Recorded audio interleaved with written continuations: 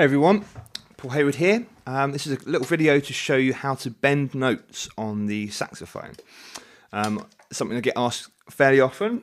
Now it's an interesting one because it's something that some beginner players do too often, accidentally, and other people sort of want to know how to do it properly. So I thought I'd just do a quick video, show you how we want to do it properly, and then you guys can put it into your playing, but just remember to try not to do it all the time and try and pick the times to do it, which is going to make it sort of a musical device rather than just an annoying sound that actually detracts from your playing.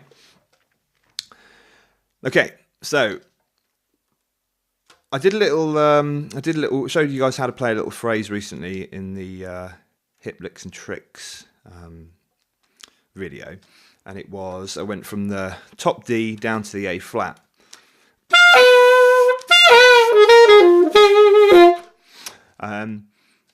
So go and check that out if you fancy learning more about that phrase. But today I thought that's quite a nice little vehicle to look at how to bend notes and sort of where to put it in. So really nice little slot to put it in is on the blues note. So we're going to jump from we're in the key of D minor, D.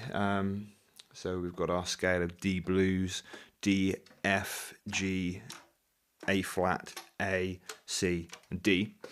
So we're going from D, we're going to jump down to the A flat, and we're going to bend that.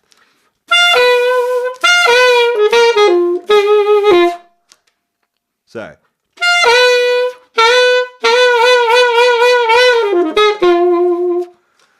That's a bit Pink Panther-y as well there. So let's look at how we actually make that noise. You can pick any note you want. I mean, we might as well do that A flat. We're going octave key on, G, and then a little finger.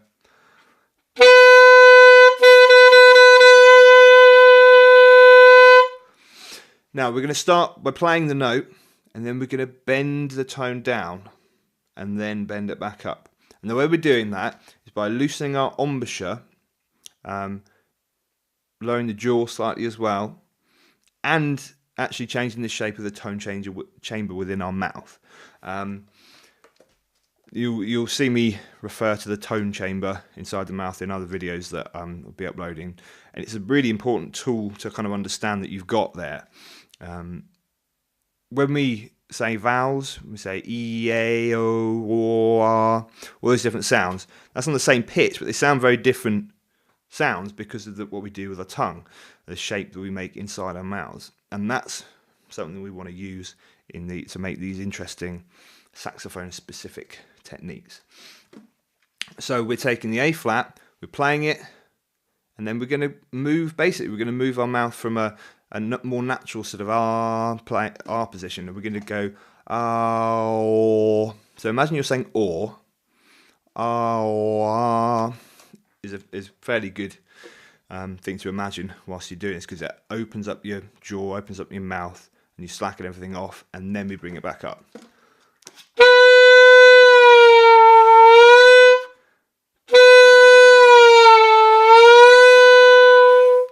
Okay, so that's the first step to get those kind of nice bends where we can play a phrase.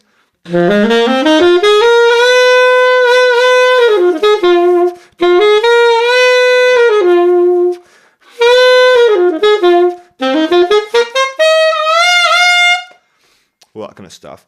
It's because we've got control of being able to lower the pitch and bring it back up via the embouchure, loosening the embouchure, and changing the shape of the tone chamber.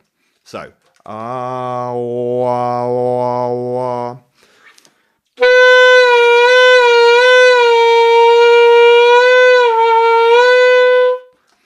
Okay, now it's important as you do that, you might find that because we're giving the reed less support, that you might find that note just stops. You might get this. Like that. And that's basically the reed failing because it hasn't got enough air to keep vibrating while it's losing the support of the embouchure. So make sure you give it plenty of air as you're doing this. Your neighbours aren't going to love you for it, but you're going to be a saxophone star soon. You're going to be wowing them. So I'm sure Perhaps we'll send them a letter. But yeah, so hopefully find a time when you're not going to annoy everyone too much to practice this, because it can sound fairly horrible to start with, but it's a really useful tool to have. So we're coming down and up. Next step is we want to go down. We're going to start and then bring the pitch down and leave it there. Okay, so I basically bent that down a good semitone at least. Yeah, down to G. So I bent it down to G. We could probably bend it further. So that's bent it down a tone. But you only need to bend it down a semitone, really. That's enough to start with. So we bend it down and hold it. Then we stop playing the note and we start it down there with it bent down there. So stop the note, try and start it there. Obviously you won't need to talk to the camera in between this, so you can try and keep your embouchure mouth position exactly the same.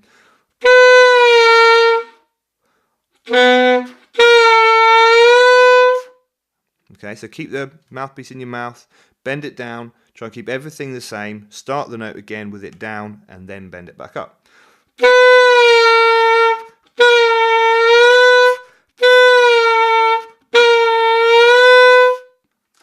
Okay, see what I'm doing there? Bend it down, stop the note, start it at the bottom and bend it up. Then, if you take that second half, we've basically got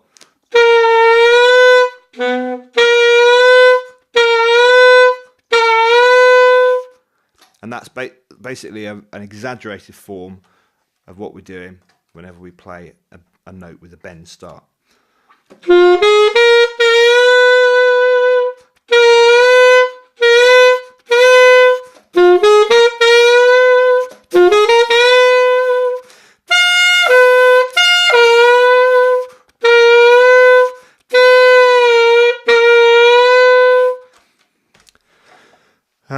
And then just apply that to all the different notes on the saxophone. When you're first learning this, you're probably going to find that working at a slightly higher range is actually easier, as long as you keep your air support going with your diaphragm, give it plenty of air pressure. The lower notes are actually slightly more difficult to bend because they won't go so far before they fail.